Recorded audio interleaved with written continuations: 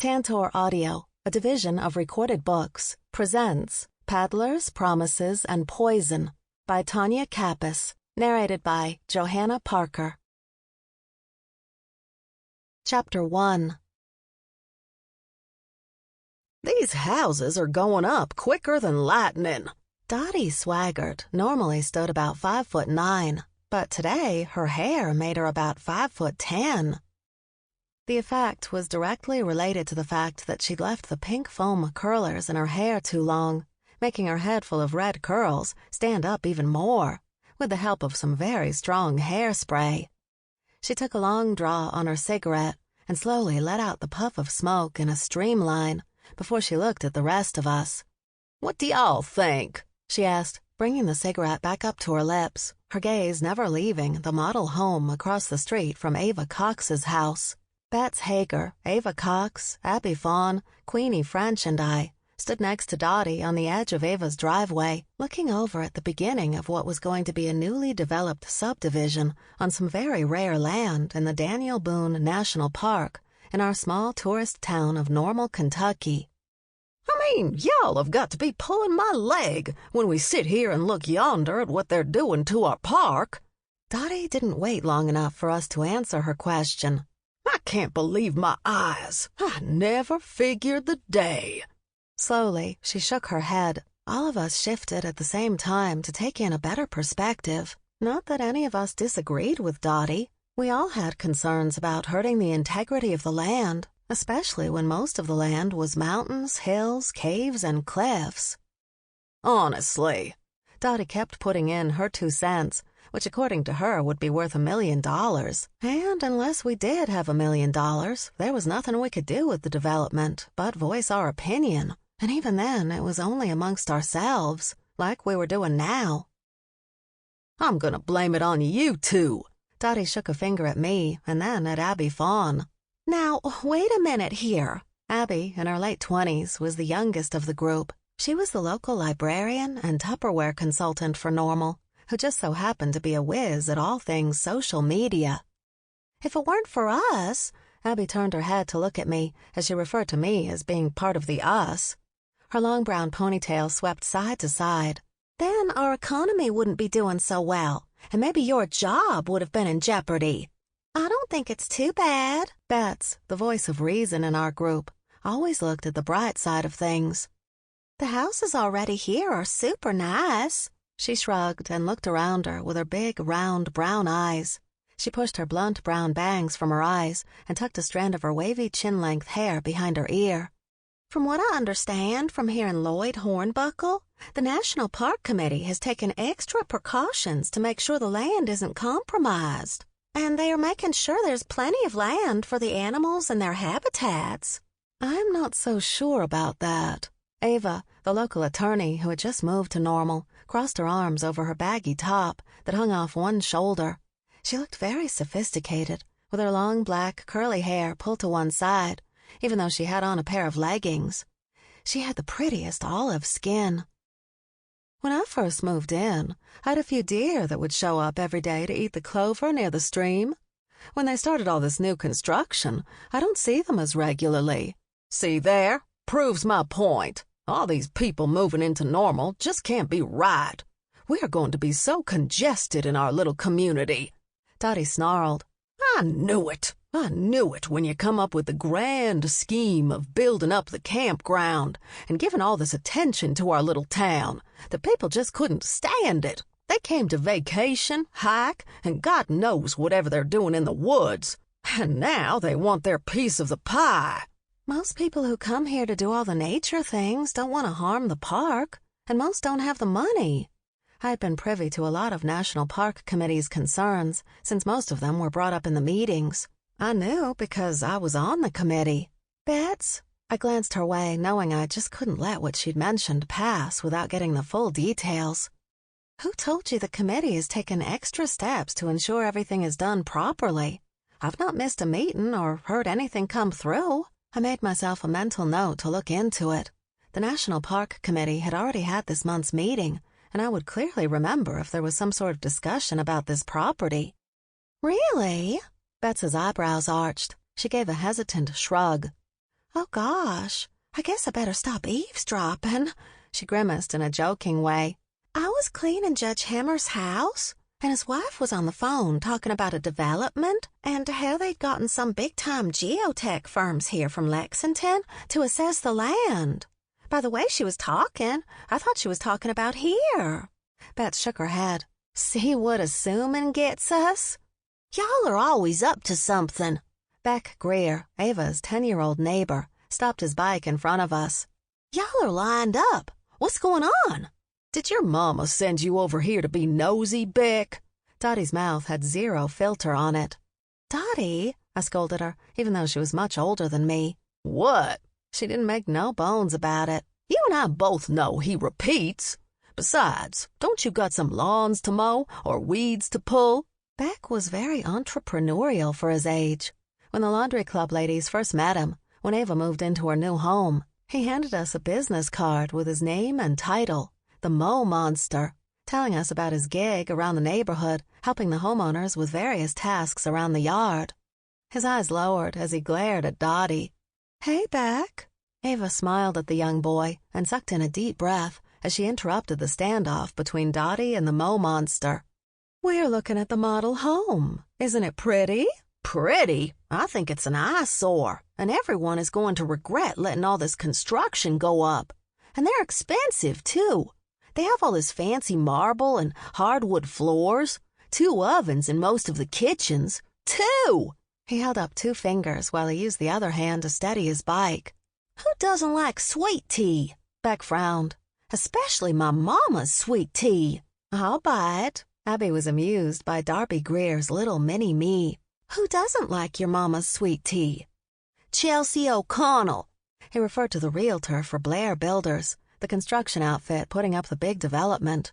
She told Mama too many calories. Mama asked Daddy how many calories were in rat poison. He snickered. Gotta go. Beck pedaled off down the street.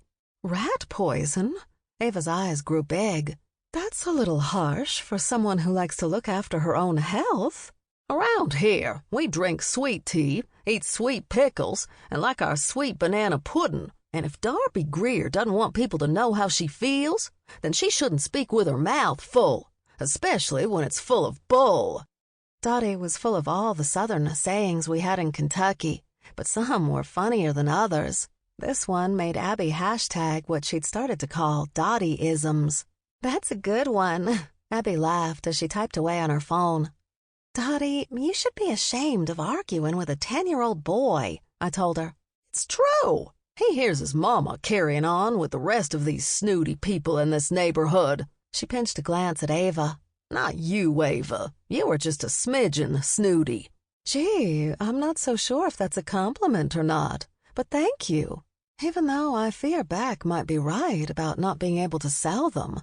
She told us several times how Beck would stop and chat with her while she'd be outside doing yard work. The Neighborhood Women's Club asked me if I could come sit on last month's meeting to discuss their concerns with a lawyer. I went, and they are concerned about the integrity of the land. Just like I was saying, the deer and such. I think we need to get on over there and take a look at all the marble. Dottie threw her cigarette on the ground and snuffed it out with the toe of her shoe before she bent down to pick it up. That's a great idea. Queenie French bounced on the toes of her tennis shoes. She was the owner of the local Jazzercise franchise. She was also the only instructor, which made sense when you looked at her entire wardrobe of slick leggings, bright colors, and headbands for every outfit. Today was no different. She wore a hot pink headband in her short blonde hair, a hot pink bodysuit, and white leg warmers. We can't go in there. Chelsea's car isn't there. Ava turned to us.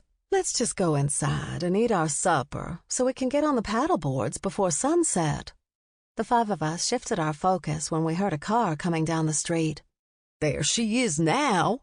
Chelsea drove a gold BMW SUV. She must be doing pretty good for herself, Abby said as Chelsea drove by slowly. She stared out the driver's side window at us before she turned into the drive. From the opposite end, Beck was pedaling as fast as he could, having put his foot down so he wouldn't fall as he took a sharp turn into his driveway. She's here all the time, and so are the others. I'm not sure how many buyers they have for the lots, but she's always got someone coming in there." Ava lifted her chin when a small RV drove up, parking in front of the house. "Uh-oh." Dottie elbowed me with a grin on her face and nodded toward Beck's house. "Looks like someone's got something to say." Chelsea? Chelsea O'Connell?" Darby Greer came running out of her house with Beck on her heels. She had an apron tied around her waist with a dish towel tucked in the top of it. She held up a big glass of what appeared to be ice-cold tea. "Tattletale," Dottie mumbled under her breath about Beck running inside to get his mother when he noticed Chelsea's car coming down the street. Dottie unsnapped her cigarette case to bat out another smoke before she stuck it in the corner of her lips to let it dangle while we watched. "You think it's sweet tea?" Bets asked. "She does make some good sweet tea." I gave Bets a perplexed look, wondering how on earth she knew Darby's sweet tea was good. "Church," was all she had to say. Bets really did know everyone in Normal. She should. As the preacher's wife, she attended births, birthday parties, funerals, and any other event she could fit into her schedule. Everyone around here loved to invite the preacher and his family to anything and everything. If the preacher went to the event, it moved them up on the social ladder. Strange, but true. "I have something to tell you, and I've got you some sweet tea. I hear mine is the best around," Darby screamed, causing me to turn back to watch. "I sure would like some of that sweet tea." Abby licked her lips. "You can run in there and lock the door, but the women's club has something to say to you, so you can take it back to your boss." Darby Greer wasn't letting up.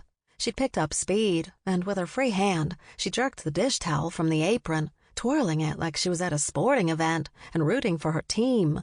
Only her scowl told me she and Chelsea were on opposite sides. "Ladies?" Darby greeted us on her run-by, still flailing the towel above her head and carefully steadying the sweet tea so as not to spill it. We all greeted her with a smile and a nod, but didn't turn away because we all wanted to watch what was going to happen. "Listen to me, and I want you to listen good because I'm only going to say it once." Chelsea O'Connell had on a gray pencil skirt with a tucked-in cream short-sleeved blouse that showed off her svelte figure, reminding me of my old days when I wore fancy clothes instead of a baggy sweatshirt with the Happy Trails Campground logo and bleach stains on it. Chelsea took the tall glass of tea from Darby. "What's she saying?" Dottie's head wiggled around like a bobblehead, almost as if she were trying to read their lips. "I can't hear them." "I don't know what she's saying, but she sure does look mad," Abby noted. "Look at her lips." "Which one?" Bets asked because they both looked like they had something to say.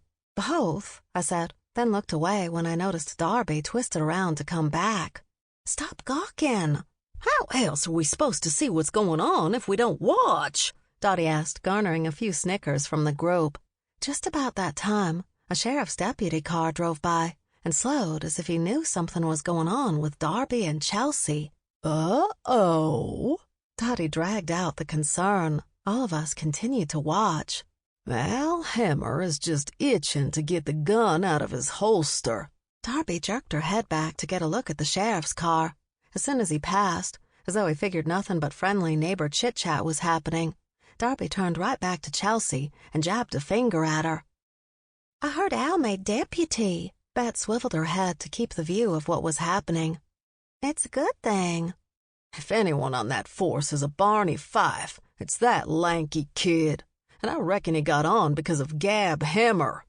Dottie was probably right about the judge having some influence on his nephew making the department, especially since I'd heard Gab had been more of a father figure to Al. But I kept it all to myself. There was only one conversation that needed to be taking place at a time for me to even keep up with. These ladies could go from one subject to another as fluid as water ran and keep up. I would get lost because I never saw a transition between the stories they were telling, but they sure could understand each other. "Thanks for the tea, hun," Chelsea said loud enough for us to hear and held it up with a sly grin. "You will regret talking to me like that." Darby yelled one last time at Chelsea over her shoulder on her way back across the street, like she had to get the last word in before she passed us on the way back to her house. The couple in the RV got out of their camper and walked up to Chelsea. The woman had on a baseball cap, and the man had a nice head of curly, thick, blonde hair. "What are you gawking at?" Dottie poked me in the ribs. "Her Gucci," I sighed. "I used to have a lot of those bags." I knew it sounded so spoiled, but I did love a good handbag, and I'd snuck one with me in the camper when I lost everything. Well, I smuggled a bag and a pair of socks where Paul had left me some cash that I believed was my 401k that he'd stolen from me. After he floated up dead in my lake at the campground, I was Hank Sharp's #1 suspect. I needed a little information from the bank, and Ann Doherty, the bank teller, was more than happy to take a bribe, my Gucci bag, for the information. "I'm sorry about that. Let's go in and look around." Chelsea apologized to them, her eyes grazing their shoulders and focusing on us. She waved. All of us waved back. "That woman boils my blood," Beck had returned. "Boils your blood, huh?" Queenie laughed. "You mean she boils your mama's blood?" "And mine, too." He pointed to himself. "Violet Reinhammer will be able to bring this whole thing to light and get some attention." Violet Reinhammer. I rolled my eyes. "Let's go eat. I'm starving." Violet Reinhammer was the local news reporter. Not only was she on the television news, but she also wrote for the local paper. She'd do anything for a scoop on a good story. Apparently, Darby Greer was figuring this was a good story. It certainly had the makings for a good one. I could see the headlines now. "Local development sends neighbors into an uproar." The chipper young woman with blonde hair neatly parted to the side and layered in loose curls, perfect white teeth, and a big smile, standing in front of the camera with the model home in the background to deliver the gossip for the day, made my stomach curl. "You just don't want to talk about Violet." Betts winked, and all of us turned to go inside. "Who does?" Queenie was always doing some sort of movement to keep her blood pumping. This time, she had her arms out at shoulder level, doing arm circles. Before we all walked into Ava's house, I glanced over my shoulder, where I noticed Chelsea was glaring over at Darby Greer's house, before she slid her gaze back to me. Our eyes locked for a few seconds, before she turned on those high heels of hers and trotted into the house, slipping her hair to her back. Chapter 2. "You're right, Dottie. All of this development isn't good for the environment when it comes to the animals, and I'm glad Mae is on the committee to help determine the growth of the national park."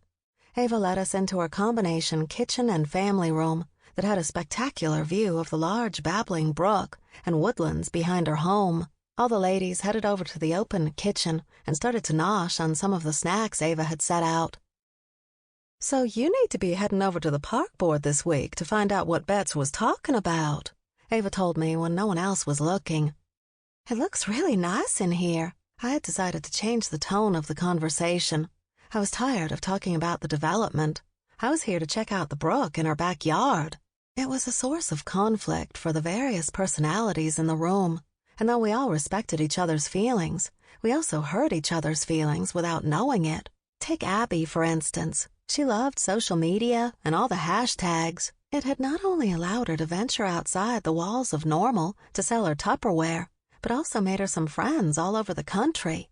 Dottie, on the other hand, she believed in having a landline and reading the newspaper to get informed. Abby was respectful of Dottie, but Dottie grumbled and mumbled when it came to Abby's views. Not that Abby ever complained about Dottie, because Abby also respected her elders. But I could tell that this conversation was about to go into how normal just needed to stay small and not grow with the economic boom. There was something to Dottie's theory about how tourists love to visit normal because it had stayed small and true to the national park, but we also needed to grow with the world, which meant making new cell towers. I believed these would be useful for hikers and campers who needed to use the GPS systems on their phones, as well as opening up new businesses that cater to the growing popularity of camping and hiking. Since I'm in charge of finding new hikes, trails, and activities as a board member, I wanted to clearly state what I was appointed to do so they didn't expect me to really look into what Judge Hemmer was doing, though I would look into it to scratch my curiosity itch. I'm excited to get on a paddleboard to find the closest trail. The park had so many trails that we needed to find, some that led to the waterways. I had already opened and fully booked the brook that ran along happy trails off the Red Fox Trail. I also provided kayaking, over which local champion kayaker Alvin Dieters and I had come to an agreement where I pay him during the warm months to give my guests lessons, making it a big win when tourists were deciding which campgrounds to stay at for their vacation in the Daniel Boone National Park. I'm excited y'all are here to sail on downstream. Ava smiled, and I went to her eyes. It was nice to see her more relaxed than usual. I love the colors you painted. I looked around since I'd not been there since the walls were completely white, and I changed the subject. Her kitchen flowed into the family room, which had 2 big sliding doors that were floor to ceiling. I did live up to the 6-month rule. She pulled out the finger sandwiches from the refrigerator. Slipping off the plastic wrap, I could see the pimento cheese neatly in the middle of the 2 small pieces of various fancy finger breads. I lived in this house with white walls for 6 months to get to know it. I've moved that couch around so many times. I'd move it over there, then stare out the windows at various times of the day to see where the natural light hit. Then I'd move it over there. Alvin Dieters came over with the paint samples I'd picked out and painted some swipes along that wall. She pointed to the wall on the right. After the 6 months, I decided on the plum, and it's so pretty at all times of the day.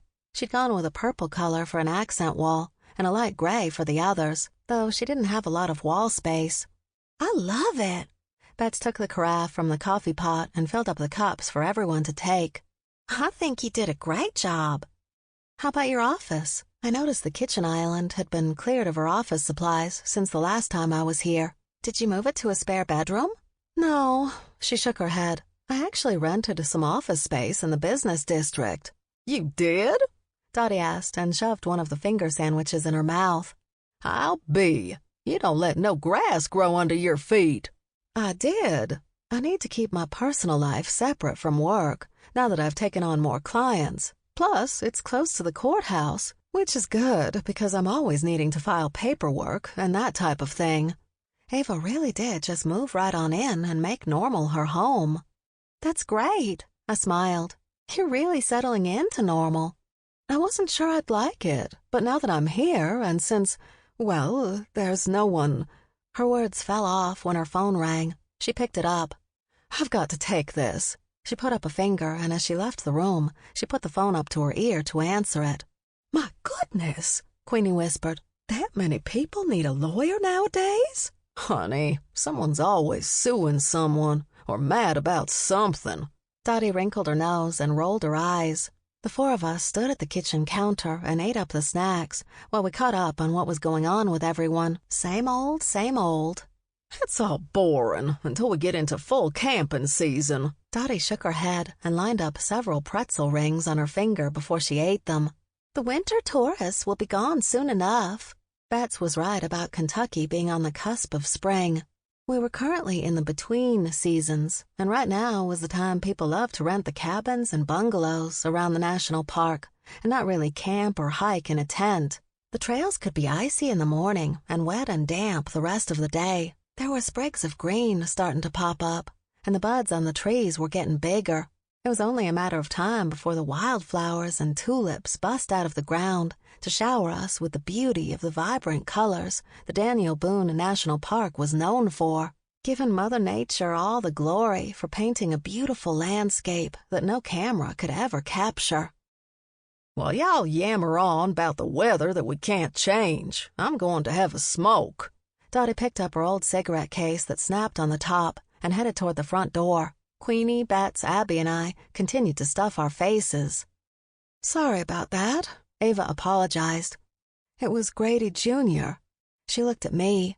I made sure I didn't give her any indication in my expression or my body language that made her uncomfortable. How is he? I asked in a genuine tone in hopes she knew I really did mean it. You know, in prison still. She blinked a few times as she looked at her phone and then put it back on the counter. He's got a parole hearing coming up, but we all know he's not going to get out anytime soon. I'm still really sorry. It was all I had to offer. Not that I didn't ever think about killing Paul West, my now-dead ex-husband, after he pulled one of the biggest Ponzi schemes to date and got caught, leaving me, as well as Ava and her son, plus a lot of other people I'd grown to think of as family, penniless. But when Grady Jr., Ava's son, did kill Paul, it became a whole new ballgame for everyone. Even though I truly didn't want Paul dead, I also knew that Grady Jr. was sick and had been pushed to the limits of what he could handle. "Is he still getting counseling?" Bets reached over and patted Ava on the hand. "I know Lester saw him a couple of times." Unfortunately, Bets and Ava were in a similar boat, only Bets's convicted killer ex-husband was also in the Kentucky State Prison. "You talked to Lester?" Queenie jumped around with a surprised look on her face. She moved so fast her headband fell down over her brow. She pushed it up on her forehead, never once taking her eyes off of Bets, because Bets never talked about Lester. "He has asked the church to start up the prison ministry again. In fact," she fiddled with a napkin on the island, "he's been preaching inside of the prison. I wish you'd told us." It made me sad to think that Bets hadn't told us and left us in the dark. We were always together, and she and I were super close. "I don't know. It's not like I could just say, 'Guess what? Lester is preaching the good word.' I mean, I know he killed someone when he knew better, but—" Her voice fell off. The front door opened, and Dottie popped her head around it. "Y'all come on. The camper pulled off, so we can go see the model home." We all stared at her. "Well, come on. Y'all are slower than molasses." "I want to be sure to go paddleboarding in the stream, because I'd like to bring it up to the committee, since I will be going there tomorrow to drop off a few of the new trails I found for the upcoming tourist season," I told them on the way out of the house. Dottie snuffed the cigarette out on the sole of her shoe before she unsnapped her cigarette case and put it back in there for later. "That's gross." Abby sucked in a deep breath. "I'm sorry, moneybags, but I can't afford to just throw out a perfectly good half of a cigarette," Dottie added in a huskier tone. "Or you could quit and get back on the health wagon like you did after you broke," Queenie started to say before Dottie cleared her throat, interrupting Queenie. We'd all been on Dottie to stop smoking, but she wasn't even considering it, even when she'd agreed to. Ahem. Dottie's chin lifted, and she kept her eyes straight as we headed across the street.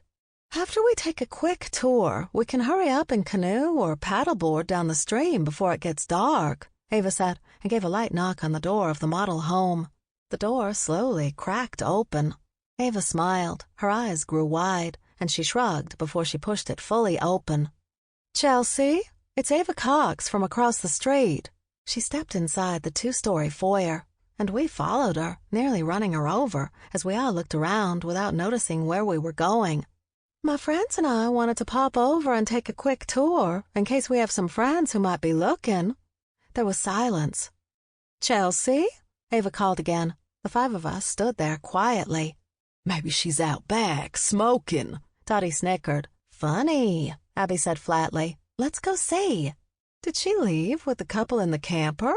Ava turned to Dottie. "How on earth should I know? I was minding my own business, enjoying my cigarette." Dottie told us a bold-faced lie. "Fine. No. She stood right here at this door and waved them off." "It wasn't no more than a few minutes ago. She has to be in here somewhere." Ava led us down the foyer. "What on earth?" I looked at what Ava was looking at and noticed the stream of blood. "Is that—" Ava's voice lingered while the rest of us walked past her to follow the red trail. "Blood!" Bets gasped. "Blood?" Ava hurried over near the window in the kitchen next to the table. That's when we noticed Chelsea on the ground. "Stop!" I put my hand out when I noticed the trail of blood had come from her head. I bent down, careful not to disturb anything, to feel for a pulse. Nothing. I glanced up and noticed there was some of her hair on the corner of the table, like she'd fallen, hit her head, and now— "Dead," I whispered. "Ava?" I sucked in a deep breath because I had to muster up all the strength in my body. "Call 911. She's dead." Chapter 3. It felt like an eternity before I'd gotten all of the laundry club ladies out of the house, exactly the way we came in, so I could tell Hank Sharp, my boyfriend, our exact steps before the... Sample complete. Ready to continue?